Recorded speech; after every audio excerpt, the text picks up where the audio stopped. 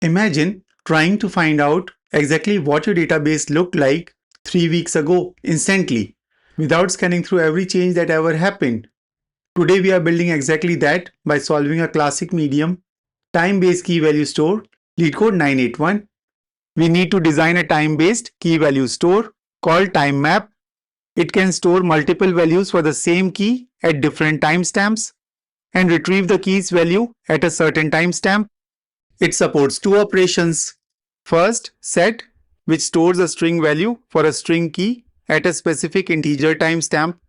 And second, get, which should return the value that was set for that key at the largest timestamp less than or equal to the one being asked about. If no such value exists, we return an empty string. Oh, and here is a massive hint hidden in the problem constraint. For any given key, the set is always called with strictly increasing timestamps. Put a pin in that.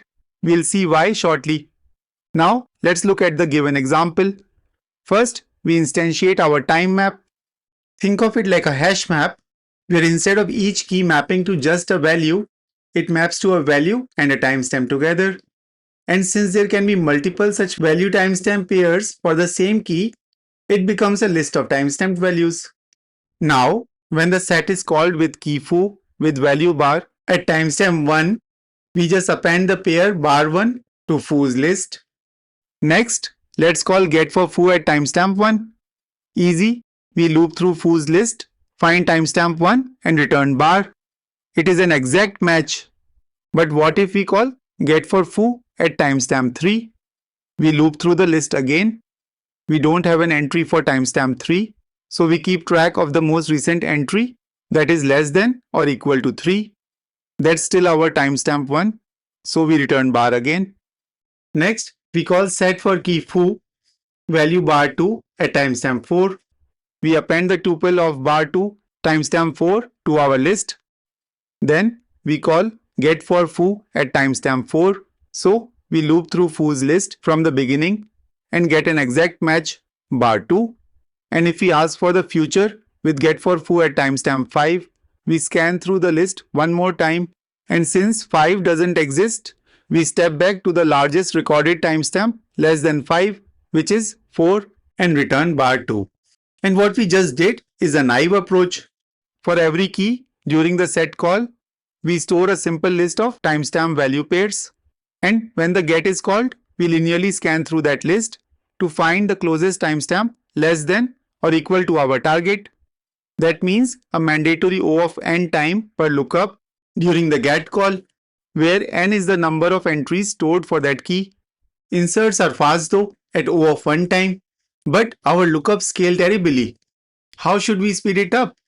Remember that in the problem constraints, it was guaranteed that for a given key, set operation is always called with strictly increasing timestamps. That means each key's list is already sorted by timestamps.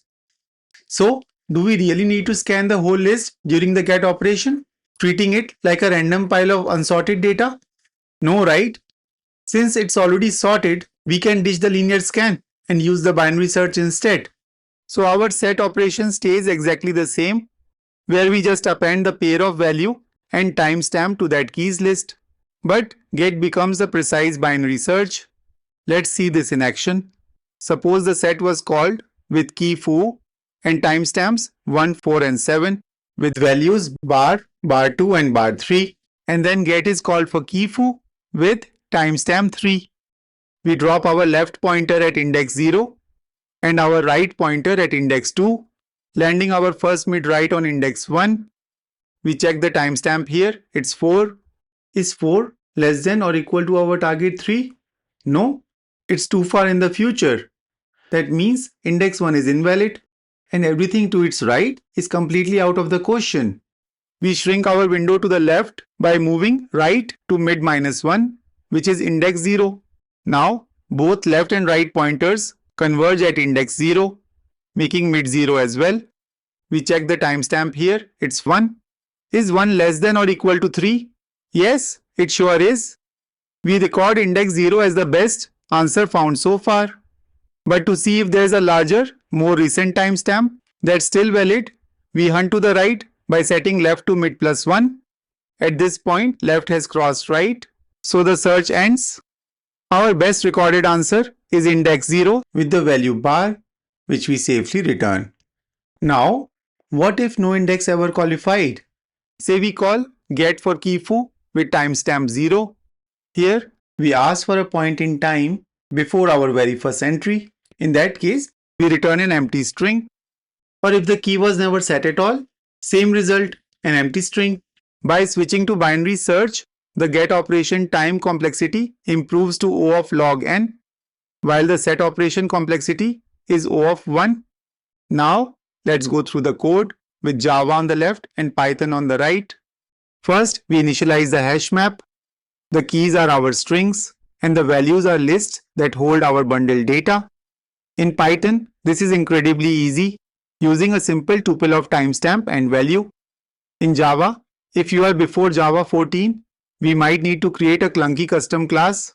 But if you use modern Java, we define the pair record, bundling our timestamp and value together. Every set call simply creates a new pair and appends it to that keys list. Notice we never check whether the key already exists first. In Python, default dict automatically creates an empty list the moment we touch a new key. And in Java, compute if absent does the same job, initializing an empty array list if one isn't there yet.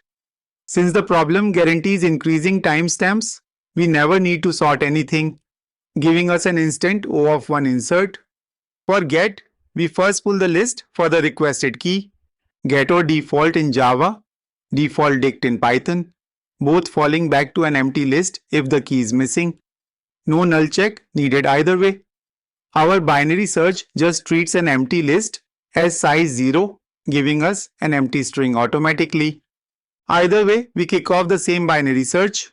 We initialize left and right pointers to span the whole list and keep an answer variable to remember the best index we found, starting at -1. Inside the loop, we compute mid and check the timestamp inside our pair. If it's less than or equal to our target, this is a valid candidate. We record the index in uns and push our left pointer to the right to see if we can find something even closer to our target time. Otherwise, if the timestamp is too large, it means we are too far in the future, so we shrink our window to the left. Once the loop breaks, if ans is still -1, nothing qualified, we return an empty string. Otherwise, we just grab the value from our winning pair and return it as the answer.